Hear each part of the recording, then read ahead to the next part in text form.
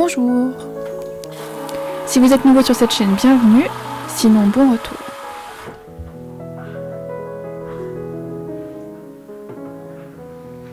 Aujourd'hui on parle peinture. Dans ce vlog, je vais vous montrer une matinée de travail pendant laquelle j'ai fini 2 portraits à l'aquarelle et commencé un 3e. Ces portraits ont été peints dans le cadre de l'Inktober 2025. Les prompts pour les 2 premiers portraits étaient lourds,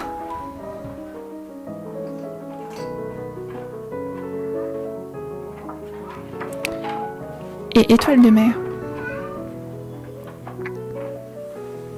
J'ai commencé ma matinée par faire les finitions sur le portrait étoile de mer. Le portrait est déjà quasiment fini et j'ai déjà fait toute la peinture. Je rajoute juste quelques ombres et quelques détails au crayon. Je fonce les sourcils. Je redéfinis le profil du visage.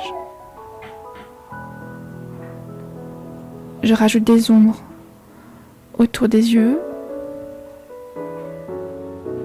pour définir le nez, les tempes et la mâchoire.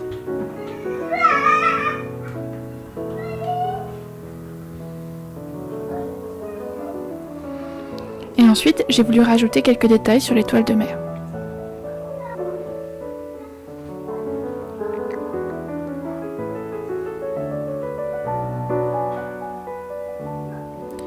J'aurais bien aimé rajouter encore plus de détails sur cette étoile de mer. Mais faire tout l'Inktober 2025 à l'aquarelle, c'était un sacré défi. Donc j'ai souvent dû me restreindre sur les portraits et aller à l'essentiel, ce qui est aussi un bon exercice d'ailleurs. Ensuite, j'ai rajouté quelques détails sur ce 2e portrait. Le prompt, c'était lourd. Alors évidemment, pour ce prompt-là, pour faire un portrait à l'aquarelle, il a fallu que j'utilise un petit peu mon imagination.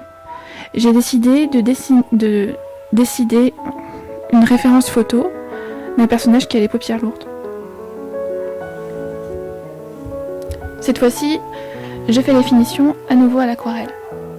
Je rajoute un petit peu de pigment sur la bouche et autour des yeux.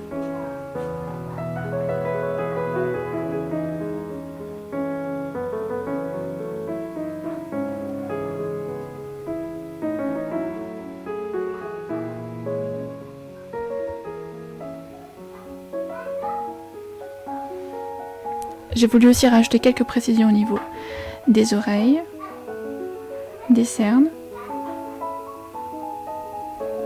Et pour tous ces détails, j'ai utilisé du rouge et du bleu. Mon but, c'était de représenter les sous-tons de la peau avec des couleurs primaires sur ce portrait. Je me donne souvent un petit objectif quand je fais un portrait. Ça me permet de savoir sur quoi je progressais et sur quoi surtout je veux fixer mon attention.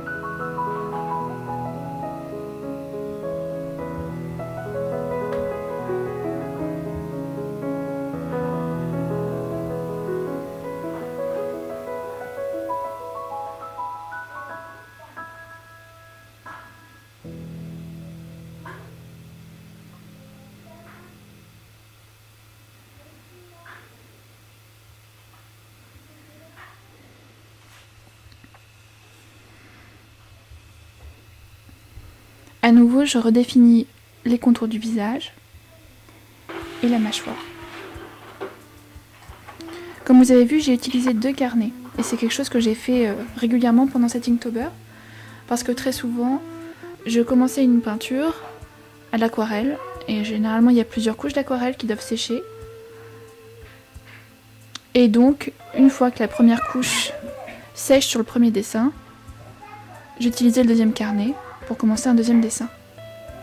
Là, comme mes 2 carnets sont humides, j'ai décidé de prendre un petit peu de temps pour travailler sur l'anatomie et des postures de personnages en pied. J'ai eu beaucoup de difficultés avec cette référence photo. J'ai utilisé ma gomme au moins autant, voire plus que mon crayon de papier.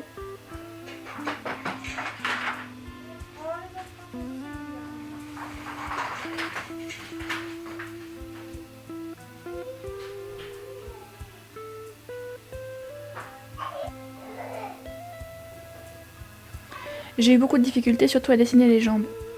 Avec un personnage assis, on se retrouve avec des raccourcis au niveau des cuisses, que je trouve toujours vraiment difficile à représenter correctement. Donc encore une fois, j'ai recommencé et recommencé et recommencé, jusqu'à ce que ça me plaise suffisamment.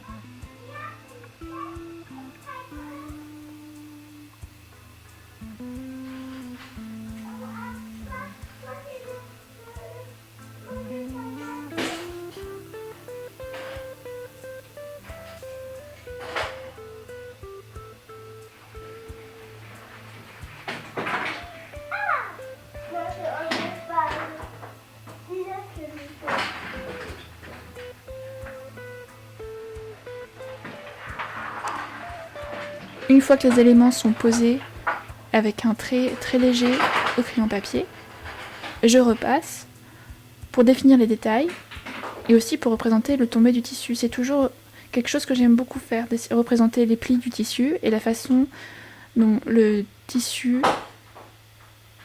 s'enroule autour du corps et est déformé par les mouvements du corps.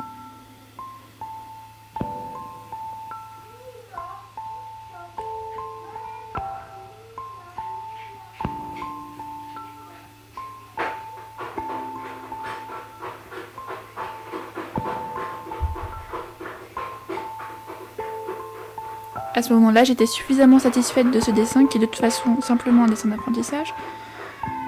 Et j'ai donc rajouté le tabouret. Mon carnet avait séché et j'ai pu commencer le portrait qui correspondait au prompt suivant de Linktober 2025, qui était en anglais Reckless, ce qui représente en français environ intrépide comme traduction.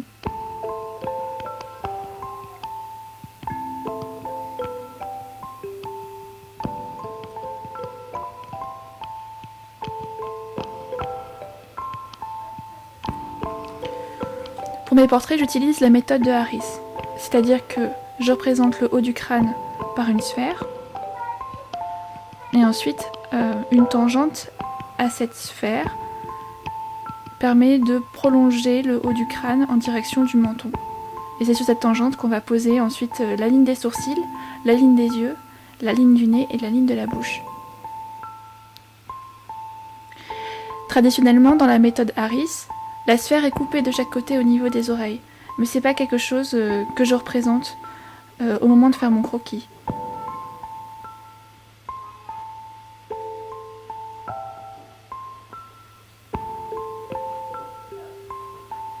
J'utilise cette méthode mais de façon assez souple finalement.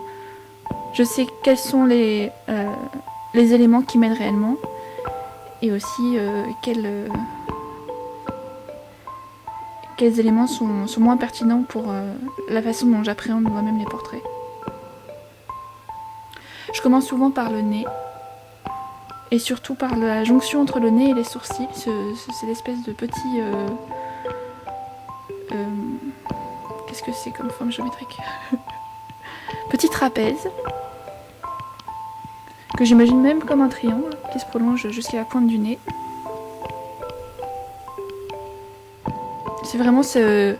Pour moi, c'est vraiment le point central quand je dessine. C'est à partir de ce trapèze que je vais pouvoir positionner les sourcils, les yeux, le nez, et ensuite dans le prolongement du nez, la bouche.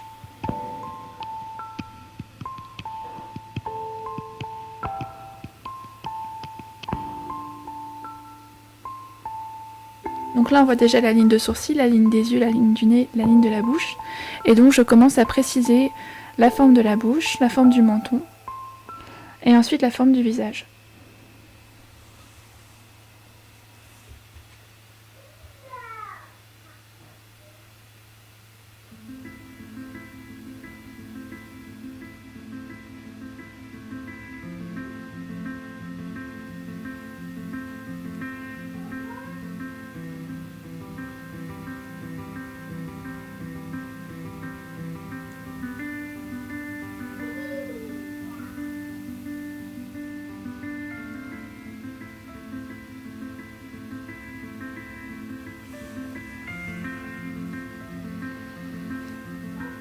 Là, pour ce personnage intrépide, je voulais vraiment me concentrer sur un regard très fort, avec des sourcils assez bas et un regard un petit peu par en dessous, un petit peu défiant.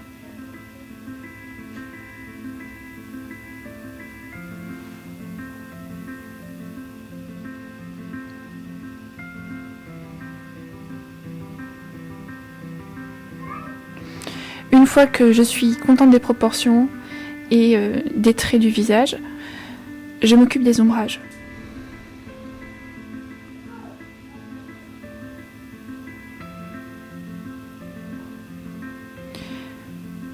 Maintenant, j'essaie vraiment de placer tous mes ombrages avant d'ajouter la peinture sur mon dessin.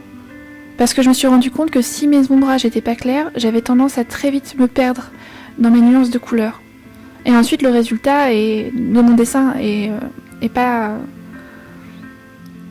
n'a pas beaucoup de volume.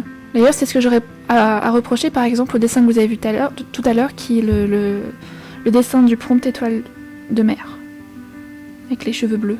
Je trouve que ce dessin-là, par exemple, j'ai pas assez fait de travail sur les ombrages avant de passer l'aquarelle, et qu'on perd donc en définition du visage.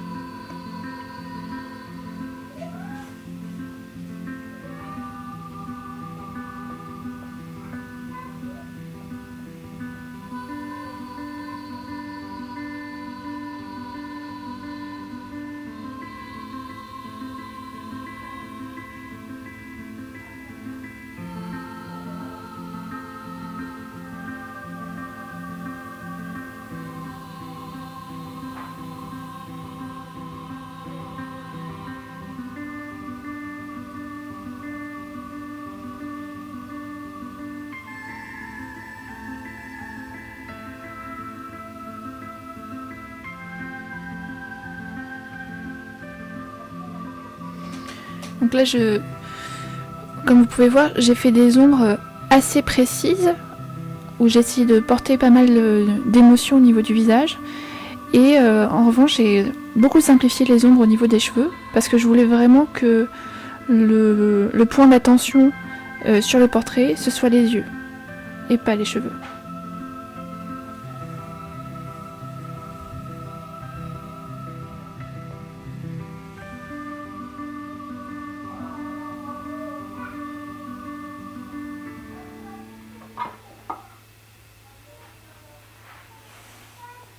Une fois que je suis contente de mon dessin, je passe à la peinture. Pour cette aquarelle, j'ai décidé de me restreindre à 4 couleurs, du gris de pen, du bleu outre-mer, du rouge Garance et du rose quinacridone.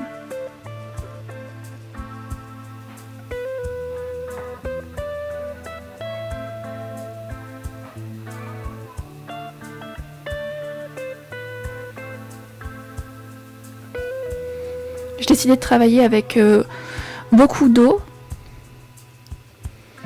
et de laisser les pigments voyager dans l'eau. Je voulais qu'il y ait quelque chose d'un petit peu trouble dans le dessin et je voulais qu'on ait vraiment l'effet auréole qu'on peut avoir avec l'aquarelle. Donc finalement dans ce contexte-là, mon papier qui n'est pas d'excellente qualité, il a plutôt joué en ma faveur.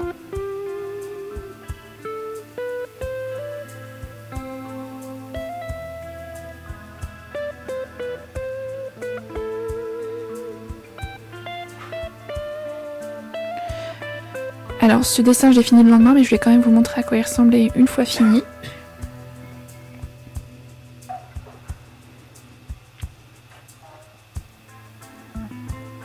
Et voilà. Donc c'est tout ce que j'ai fait cette matinée-là. J'espère que vous avez apprécié la vidéo. Si c'est le cas, vous pouvez mettre un pouce en l'air. Et si vous voulez en voir un petit peu plus, vous pouvez vous abonner. Dans les semaines qui viennent, je vais vous montrer tout ce que j'ai dessiné pendant l'Inktober 2025. Et j'espère qu'on se retrouve bientôt.